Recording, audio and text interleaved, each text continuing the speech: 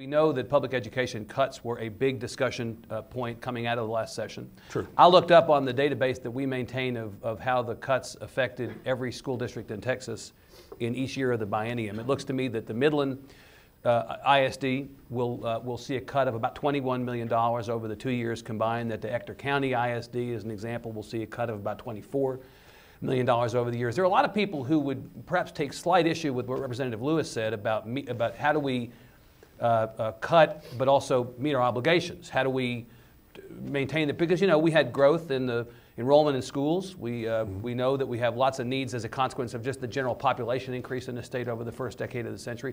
A lot of people would say that this cut was too much, that the $4 billion, or as some define it, $5.4 billion that was cut to public ed doesn't take account of the growth in enrollment, doesn't look at the reality of the population of Texas and what we need just to do basic public education good for the state. What would you say about that?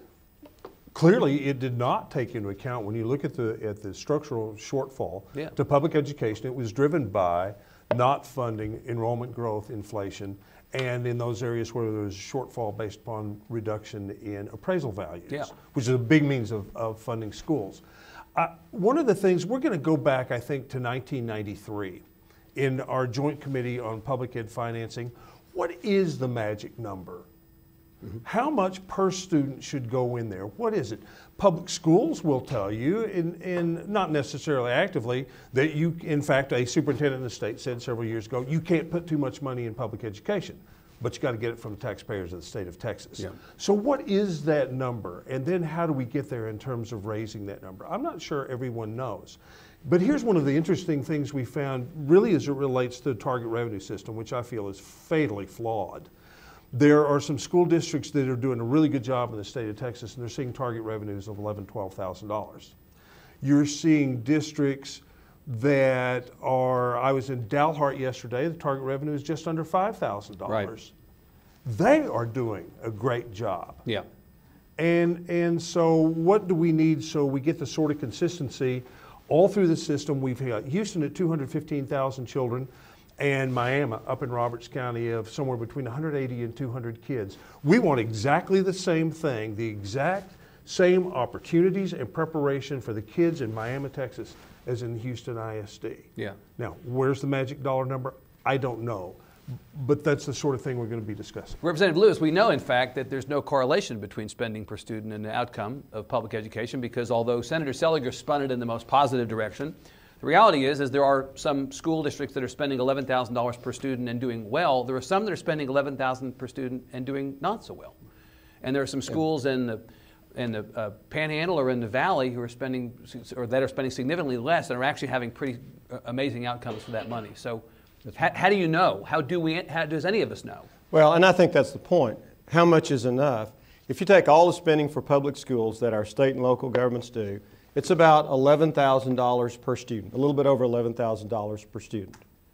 Now, is that enough, or does it need to be more than $11,000 per student? And I go on the Texas Education Agency website, and on these EIS statistics, they show the breakdown of every district in the state on their operating budget and operating expenditures, and some of them have $8,000 and some of them have $13,000. And you can't tell the difference in performance. It's not like the ones who have 13 or 14,000 are doing better than similarly situated districts with 8,000. So I think it's not money, and I think we need to find out, in addition to just money, what drives performance. The one thing that I notice when I look on those, as best anything correlates to performance, it's the money that goes in the classroom. I should say the money. It's the percentage. It's the emphasis placed in the classroom. So if you have a district that just has $8,000 per student to spend, but they're spending 64%, 65% of their money in instruction in the classroom, and you've got another one with $13,000 and maybe they're spending 55, 58%. Right.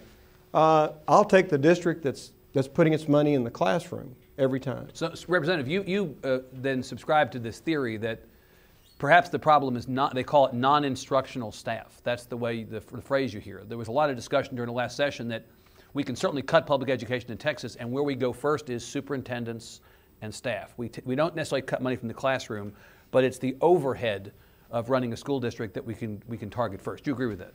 I agree that there's no simple answer, and a lot of it is local control, and a lot of it is not spending our whole class year getting ready for high-stakes testing. Do you believe the superintendents of the state, as many members last session claimed, are overpaid? It depends on the district and it depends on the job they're doing. I think you look at performance for one thing, and the person and how it fits the district, and those are local decisions that need to be made locally. Yeah. But I think that those superintendents right. who are hired, I don't care what they're paid, if they say, look, we're going to put our money in the classroom and we're going to educate kids and we're going to care more about producing engineers than we care about producing kids who can play two technique on third downs in big football games, that's the superintendent I want, regardless of their salary.